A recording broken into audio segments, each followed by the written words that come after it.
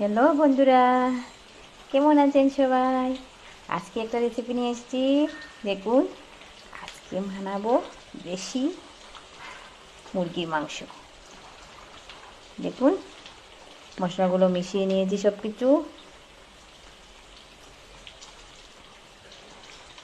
দিয়ে পেস্ট করা মশলাগুলো মিশিয়ে নিলাম।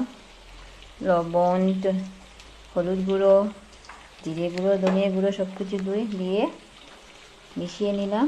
ওইদিকে দেখুন, আলুগুলো ভাজা হয়েছে,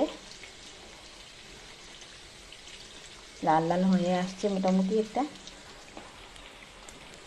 এরপর মাংসগুলো ভালো করে মাখিয়ে নিচ্ছি। দেখুন,